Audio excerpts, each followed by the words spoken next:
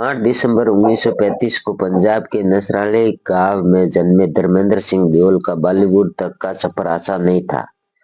फिल्में देखने का जुनून उन्हें सपनों की नगरी मुंबई खींच लाया। उनका शुरुआती दौर संघर्ष से भरा हुआ था।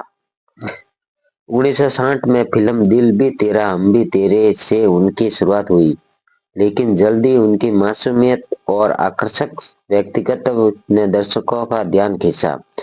सूरत और सीरत बंदिनी और अनपढ़ जैसी फिल्मों में उन्हें इंडस्ट्री में पैर जमाने का मौका दिया। 60 के दशक के अंत तक वह एक स्थापित रोमांटिक हीरो बन चुके थे, जिन्होंने मीना कुमारी और नूतन जैसी दिग्गज अभिनेत्रियों के साथ काम किया। 70 का दशक धर्मेंद्र के करियर का स्वर्णिम काल था। 1966 में फूल और पत्थर ने उन्हें एक गंभीर और ड्रेसिंग एक्शन हीरो के रूप में स्थापित किया। इसके बाद तो जैसे उन्होंने पीछे मुड़कर देखा ही नहीं।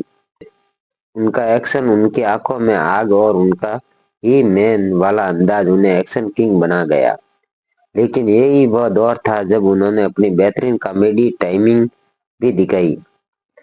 और फिर आई 1975 के ब्लॉकबस्टर शोले। वीरू का किरदार शराबी, शरारती और दिलदार दोस्त आज भी सिनेमाई इतिहास में अमर है।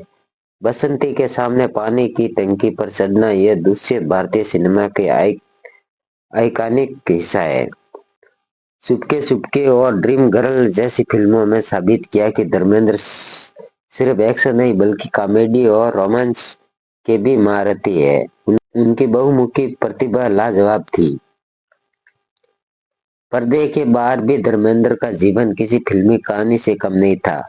उनकी और ड्रीम गर्ल हेमा मालिनी की जोड़ी भी दर्शकों ने इतना पसंद किया कि यह ऑन स्क्रीन से आप स्क्रीन तक पहुंच गई। 1980 में दोनों ने शादी की और उनकी प्रेम कहानी आज भी बॉलीवुड के सबसे चर्चित और खूबसूरत किस्सों में से एक है। साथ में उन्होंने 20 से ज्यादा फिल्मों में काम किया। 2 विवाह, 4 बेटे, सनी बाबी, विजेता, अजीता और 2 बेटियां ईशा, आहना। उनका परिवार ही उनकी सबसे बड़ी ताकत रहा। बॉलीवुड में देओल परिवार आज एक पावरहाउस है। 2000 के दशक में धर्मेंद्र ने एक संक्षिप्त राजनीतिक करियर भी शुरू किया, लेकिन उनका सच्चा प्यार हमेशा सिनेमा ही रहा।